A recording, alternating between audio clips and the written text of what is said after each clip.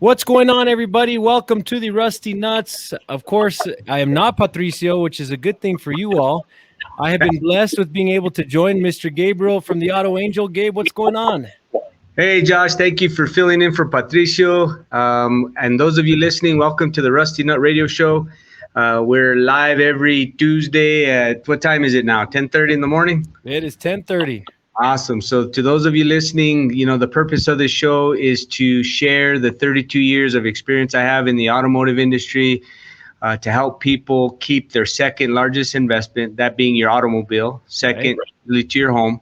So we're trying to teach you how to keep that vehicle in its best condition and how to avoid costly repairs or how to make good decisions when you're facing them. Yep. We like to say, the whole goal here is to teach you how to keep your vehicle in front of the tow truck rather than on top of one. This show is an attitude of gratitude. So we always want to start off by thanking, the people that make this possible. So thank you to you, Josh, and your family, the Gonzaleses, for giving shows like this, a voice, and not just the Rusty Nut Show, the Water Show, and when you guys interview the mayor and all those things that are important to people who live here in this northern New Mexico community. And so thank you so much for giving us a voice. To my team here at the Auto Angel, I want to thank David, Antonio, Todd, Emilio, Adan, Norma, and Owen. They're giving me the freedom to be on their show with you every week where I don't have to be helping clients or fixing vehicles. So thank you so much for the freedom that they give me. I always take a quick second. Hi, Mom. She's my only fan, so I want to say hi to my mom. I want to say hi to my wife, Carolina, my suegra, Rose, and my other suegra. I got two suegras, my suegra, Jeannie. And I got a prima listening in Dallas, Ana Lujan. She was formerly Lucero. She'll always be a Lucero to me. But anyway, Kyovo.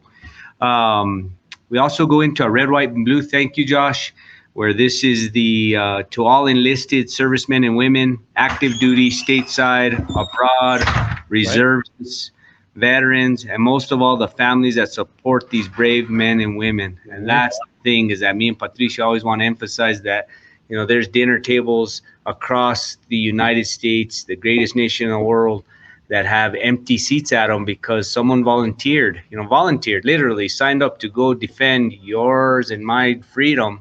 Yep. And their family can enjoy their presence at dinner, and they're worried about him. So to all of those of you listening who have that vacancy, thank you so much for your sacrifice. And I want to turn it over to you real quick, Josh, because I know you have a different set of brothers and sisters that are first responders. I'd like you to take a moment and just thank them for what they do every day. Yeah, especially over the past year, with the whole COVID and the pandemic thing, a lot of first responders have been taxed. The resources have been taxed. And that goes for everybody, the public safety aides, police, fire, EMS workers. It's been a pretty big burden. So big shout out to everybody working in that line of work, especially over the last year when times get tough. And, thank you to everybody that does that. And, that risk that they take out on the street, and then having the fear of whether or not you might take something home. Yeah. The people who didn't volunteer, who didn't sign up, but they signed up to support you. And so they welcome you home willingly. And, you may be carrying a COVID or who knows. So thank you so much to all of them for their service. We always like to do an azul gracias. This is a blue collar thank you. So to those of you listening, we try and take someone from behind the scenes, somebody who doesn't, just does their job every day and maybe doesn't even get a thank you card, or maybe doesn't get a tip, or maybe doesn't hear the words thank you too often. They're just doing their job. And I call it the azul gracias because I started off with blue collar workers, but I'm going to change it around a little bit today. I want to say to all the nurse practitioners out there, I want to say to them, a lot of times they help alleviate the pressure that's on the doctors. So the doctors are so busy that without these nurse practitioners, a lot of us wouldn't get our needs met. And that's critical. So there's small family-owned and operated businesses across, we'll just say northern New Mexico right now, that without those nurse practitioners, their backlog would be too great. And some ailments would maybe turn into larger ones because of the lack of ability for, accessibility. So thank you to those nurse practitioners, especially those of you over at Dr. Robles' office. Thank you so much for all you do. And a lot of people don't realize how much you know, the nurse practitioners do. You go to the majority of these clinics and these hospitals and these emergency rooms, a lot of the bulk is put back on the nurses and the nurse practitioners and their staff. So physicians assistants, you know, all that. They'll save you. I mean, and they're right in the front line, and we're super grateful to what they do every day. Absolutely. We always like to say this is kind of the Kyovo of the day. So, Josh, while I'm saying Kyovo to these people, you be thinking up someone you want to say Kyovo, okay. So for me, it's going to be my primo Adan Espinosa, his dad, my tío Chris Espinosa. And then I got one that I hope she listens today, Tanya Emsweller over at Hal Burns Truck and Equipment. Now, that lady knows her business about trucks and equipment. So, okay. To Tanya, your turn. Let's see. Let's do a Kyovo shout out to the two mechanics at our fleet there with the city, Dave and Luke. Those guys keep the fire trucks running, man, and on a dime, you know, something goes wrong, they're fixing it. And which one of them's the redhead? That's Luke. He's got fire engine red. Dude. Yeah, he matches the trucks. That's awesome. Yeah, that dude's like he's like the chameleon on the Monsters Inc. He could just stand in front of the truck and you won't see him. Exactly. Those guys, say hi to them. Shout out to those guys. I think the world of them. I've had some classes with them, and they, you know, I always admire how much they know, especially about electronics. Mm-hmm. Those trucks that you rely on have a bunch of relays and systems that, you know, the cars that I deal with don't have. So I admire those guys. And then here's when we're going to go into a Spanglish lesson. A ver si la nona calienta. This is my favorite part of the show, by the way. Awesome. Well, real quick, usually this is where Patricio says, thank you to our sponsors, Advanced Auto Parts, for making this show possible. We really appreciate. So if anybody needs any kind of auto parts, from wiper blades, car wax, oil, filters, whatever, the team of Advanced Auto Parts over on Siler Road are there to help you. So just give them a ring. And now, without further ado, the notorious Norma.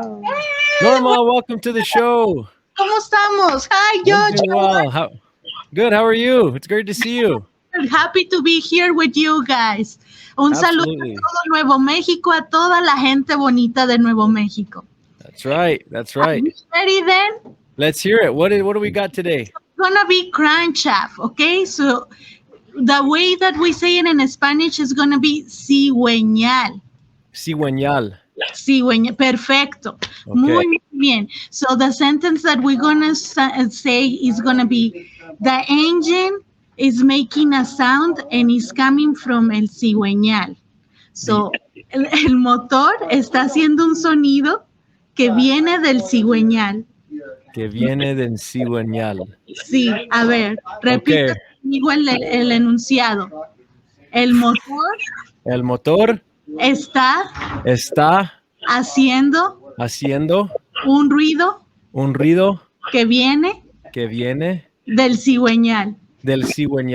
Ah, perfecto. Ah, there it is. Un aplauso. The crankshaft. Great job. Crankshaft is making noise. Yes. Great job, Josh. Thank you. Thank you, Norma. I appreciate it. You have a great day. Now you have to try that solo, brother. Norma, we really appreciate that. I hope those of you listening out there learned a bit in pieces. And now we'll get into you know, what we're here to do, and that's kind of get into the real facts of the matter. So let's talk about that a little bit. Bear with me here just a minute. Let me check and see. So there's just moving off of that Spanglish lesson. We talked a little bit about, you know, being able to throw in a dicho today, because today's topic is cheap products. In this case, cheap filters is what we're really targeting. Cheap filters. We talked about diesels, and we got some positive feedback on that. And the filters are very critical in all these vehicles, but diesels primarily. So today's show, I'm just going to talk about cheap filters, ones that aren't of as good a quality maybe.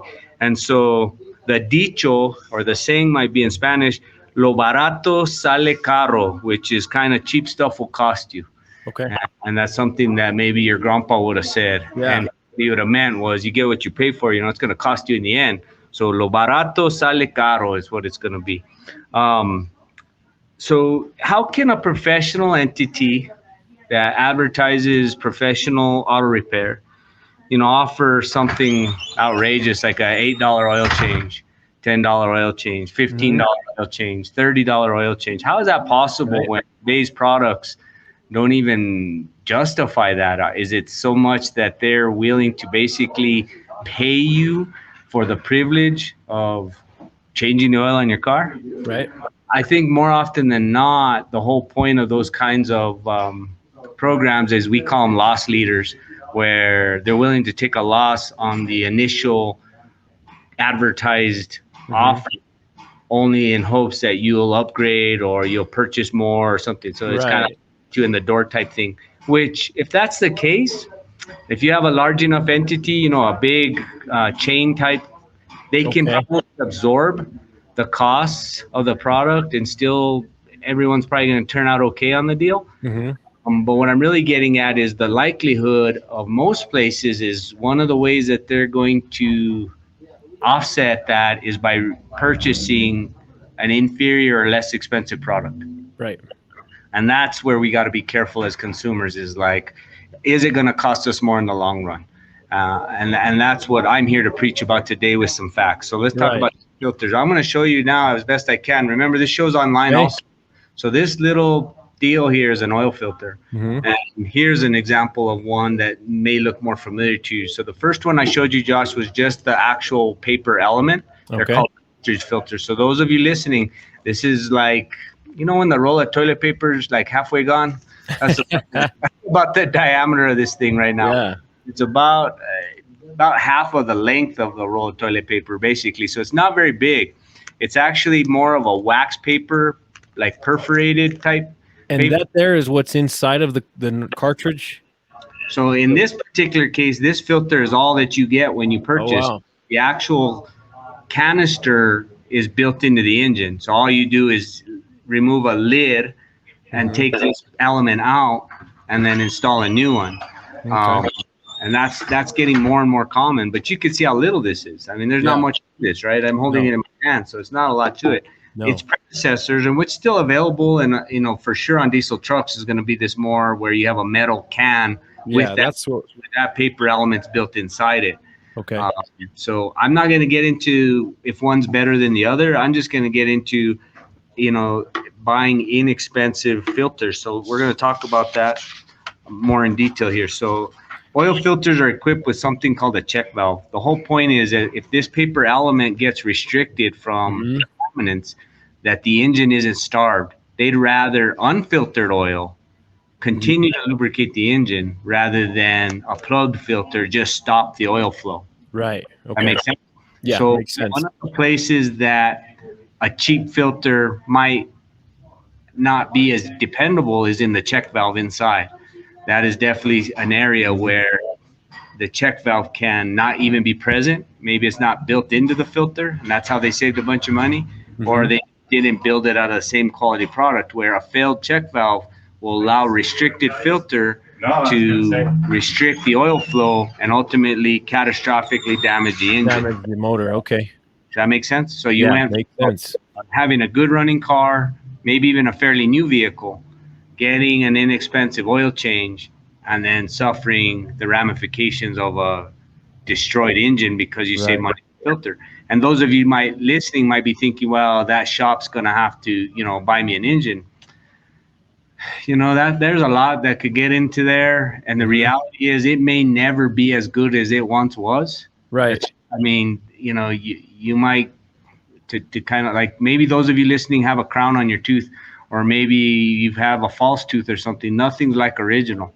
So, even though it can be replaced, and to some of you, it might end up being better, but majority of the time, that's a pretty serious surgery to have an engine replaced. And there's a lot of things that might go wrong after that. And your car may never be the same. So it's better to just not save money on an oil change, get a good quality product, and that way you can avoid that. So, totally. In human terms, it's, when a filter gets stuck like that and collapses or restricts the oil flow, it's kind of like having a heart attack and a stroke all at the same time. I mean, you're killing it, plain and simple. Okay. When an engine's destroyed like that, there's even more pieces that can be suffer from that, not just the engine. I mean, downstream from the engine, the catalytic converter could suffer from that engine catastrophically failing like that. So it's hardly worth saving $3 on an oil filter. So you pay, like you said, you get what you pay for. You pay it in the front end, and so that way you don't have to worry about this stuff later on down the road. Substantial in the back end. And again, this show targets 12-year-old vehicles. Those 12-year-old vehicles, and the reason we target them is that's the average age of vehicles on the road today. They're about 12 years old. At 12 years old, they have 150,000 miles on them. Obviously, if you got that far, you can say, well, I've been buying these oil changes over at that entity all this time. Then you're probably good to go. They're probably using a good product. Right. But if you got a coupon and you're going to go save a few bucks somewhere else, you might want to rethink that your decision, because you might turn Old Faithful into a yard ornament. And some of that might be hard to prove on an engine with 150 on it, because, you know, if you're a judge trying to help, you know, decide who's right, you know, if the professional entity can prove that that filter they use, being cheap or not, meets the minimum requirements of the manufacturer specifications, which is likely it does, or it wouldn't be on the market. So they bought the least expensive one, but it still meets the product's specs. Then the judge might not rule in your favor. It's like, yeah, but you took them an engine with 150,000 miles, you know, and all they did was an oil change. They didn't hurt any. You know, that's too bad for you. You got to buy a car. Totally. So, what's to say that older car didn't already have issues, and there you go. You know, it already had a cavity, and the poor dentist just cleaned your tooth, and now you're trying to blame him. Now you're blaming him. It's safer to check what's best for your car by buying a good quality product, by paying a fair price for a lube oil and filter service, is kind of the summary of that one. Okay. Let's get into the engine air filters a little bit. I don't have any here in front of me to show you, but we're going to go back to cheap air filters, or that word cheap. I know I'm not a big fan of it in some cases because it could be misunderstood, but it fits this bill really well that they are cheap, and if they're cheap, they could be problem causing. So an air filter's job is to filter the air that your engine is breathing to ultimately, you know, start and run and get you down the road.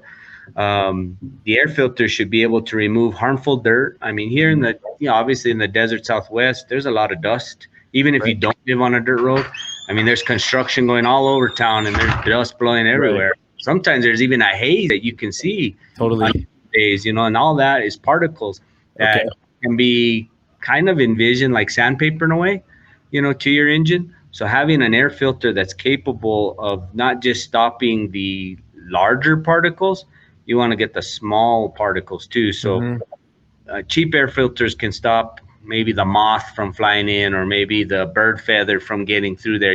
So you take off that air filter and go, look, there's some leaves, and there's, you know, a part of a hummingbird in there. And it was like, it did all that. It stopped this stuff. It did its job. But the micro dust, the small stuff, is where it's basically, in our terms, we call it dusting the engine or dusting the motor, which means you can ruin an engine from dust. And it acts like sandpaper in there. It has no business inside an engine. So trying to save money on an air filter is not a good place to save money. And I'm going to get more and more in depth on this. Do you have any questions in regard to that right now? So can you kind of go over with our listeners the just the reason for, or what is so a better air filter is going to, you know, you hear improve what, fuel efficiency. I'm sure with the dirty air filter, your motor has to be working pretty dang hard too, and compared to like a nice, clean, better quality air filter. And again, so, you know, filters, to answer that, in some regard, it can be maybe even scientifically proven that a somewhat dirty air filter will actually do a better job of catching more and more debris. Okay. So in one hand, it's protecting the engine from, you know, contaminants, because it's already restricting at some point. So that's one argument, that you might change it too often. Maybe it's not good. And I've heard it before. Wow. And I've also heard people say, well, a clean air filter will improve fuel economy, and that's hard to prove. Right. The reality is that we want to allow our engine to perform at its best peak ability. And in order to do that, we need it to breathe and take in as much clean air, especially at 7,000 feet where we are now. There's not as much oxygen to blend with the fuel to help that burning. So having as much clean air coming through when you're demanding it of your car, that's critical. So, you and I go to Albuquerque, and in Albuquerque, you got to drive a little bit more aggressive. I mean, if you're going to merge onto I-40, there might be a point where you got to get on the accelerator. And even for those of you abuelitas out there listening, don't say you haven't done it. You've had to hammer that fuel to get over there to the Cottonwood Mall or whatever. I mean, if you don't want to get hit, you hammer it. And you want your car to actually respond and make some power. Having that air filter clean helps with that, I would say, more than it might be measurable in fuel economy. Absolutely. But, those of you listening have heard an air filter is $50. It's like, what? Oh, no. And then you might go to Google or somebody like that and try and find one. And I'm positive you can find a less expensive one. Right. But can you find one of better quality? Now, the other issue is there's this thing called CAFE regulations, which is basically fuel emissions. All the vehicle manufacturers have to meet these CAFE standards. It's estimated that by 2025, 90% of the vehicles on the market are going to have turbochargers. Turbochargers help engines make horsepower. Go ahead. No, that's amazing that 90% of the vehicles out there are going to be turbocharged. For a period, and then it's arguable that we're going to be driving electric cars. But anyway, for right now, the foreseeable future, and what's on the road right now, a lot of turbos. All you diesel guys, you're definitely got turbos, or else you wouldn't like your diesel. Turbos are sophisticated devices. They take exhaust power and turn it into fresh air intake power. That's the best way I can describe it in simple terms. Right. But they're very fragile also. And that means that the air filter is critical. You can dust a turbo by buying a cheap filter. Okay. By not following, or by following these manufacturer specifications that say you don't need an oil change for 12,000 miles, something like that. I preach this all the time. We remove air filters here at the Auto Angel, just checking them during an oil change, and find that it has a hole in it because a mouse made a nest and chewed through it. How's your turbo gonna like inhaling a bunch of pinon shells? That's terrible. And rodent feces and all that other stuff. So what I try to teach people is like having that inspected periodically is in your best interest. And if you are even remotely on the fence that it needs it, just buy it, because it's gonna save. A turbo repair is not cheap. And as that turbo comes apart, as it fails, a lot of those pieces could end up in the intake manifold, which ends up in the engine, which is it's catastrophic what it can do. So a cheap air filter can be catastrophic to a turbocharger, and even to those engines out there that are non-turbo, the cheap air filters. I mean, one of the first things I've seen, a lot of them that we saw through the 80s and all the way into present day, is the particles that would pass the air filter, even actual particles of the air filter. So it's like felt, like little fibers of paper. They would attach themselves to a sensor before the engine. That's called a mass airflow sensor. And it builds this looks like a little furry caterpillar. And it causes a check engine light. It causes lack of power, all kinds of things that can cause it. And that all stemmed from somebody trying to save money on filters. And when would you recommend cleaning versus replacing? Because I see these filter cleaning kits, and I don't know at what point is it beyond cleaning where it's just time to replace? Well, and I'm glad you kind of read my mind about that. I wanted to talk about these reusable or performance filters. And that's usually where that's coming from. So let's talk a little bit about, the technology that's involved in an aftermarket, meaning non-OE equipped. So the OE guys that designed this vehicle for you designed it to operate in the conditions that they expect their clients to perform at. So they designed that filter to be able to trap all the debris for getting groceries. They didn't design that air filter to win the Desert 500 race, right? Okay. So for you guys that are going to buy a racing application, an off-road application air filter because you want to increase horsepower, you got to remember where the point of view was in the design there. They designed that filter to win the race. What happens at the end of the race? The engine gets rebuilt for the next race. Okay. There's a give and take. You gain horsepower, but you might lose some protection. You got more flow, but did you protect that engine? So buyer beware. It says for off-road use applications. And even there, some of these lessons apply to you motorcycle enthusiasts, ATV, UTV, most of those vehicles are going to be used in the dusty, dirty conditions. And I've been learning a little bit more about that, where, purchasing one of those oil type filters has been proven, or I don't know about proven, but the rumor is right now that you're better off with the stock OE filter. Because again, the OE guys, the guys that designed that UTV, ATV vehicle, they designed you for you to go play in the dirt. That's what it's for. And they designed that filter to protect it. Now, again, if you want to win the race, maybe you'll throw that filter away and you don't care because you want the maximum horsepower. Okay. But at the end of the day, you want to rebuild your engine. So I hope that helped you kind of understand where I'm coming from with that. It's not that filter's not better at making horsepower, but it's in your best interest for getting groceries. Yeah. So most of us, even if you gain fuel economy or gain horsepower, there's always going to be a sacrifice. Okay. Makes sense. So every time we change, there's give and take. So, you want to make your car have better fuel economy. Well, take the junk out of the trunk. That's the easiest one. Get rid of clean out the car. Yeah, clean out the weight. Yeah, there you go. That's better than buying a cheap filter, and it might even be better than buying that performance filter. Okay. Those performance filters come with a whole different set of rules that you need to read and interpret, and most of them are cleaned way before they should be, because they're more of almost like a gauze type paper enmeshed in steel mesh, and they have a certain amount of oil. Most of us, we oil those filters like we're decorating a cake. We want to put as much frosting as possible. Yeah. and then like with the cake, probably not as much frosting, and maybe not be good for every application. So all I'm trying to say there is, for most of us driving a grocery getter, the day-to-day car, buy a good quality filter. Doesn't mean it has to be purchased from the place you bought the car, but buying it from a professional entity, someone like Advanced, someone like old Ranger over at Old Trail Garage, Lee Garcia over at Garcia Tire. He's not going to buy a cheap filter. He's going to buy something of good quality, because he knows that the longevity of your engine depends on good quality products. Yeah. How are we doing on time? No, we're doing good. We're doing good. About 5 minutes left. I really want to say that, to those of you diesel guys out there, this applies to your tractors. This applies to your mowers, all that kind of quality product. Even those chainsaw guys. I mean, if you're going to get online and make a purchase of a product that's going to be so less expensive, really consider what you're gambling there. What's the real gamble for the amount of money that you're saving? Because there's story after story of catastrophic engine failures.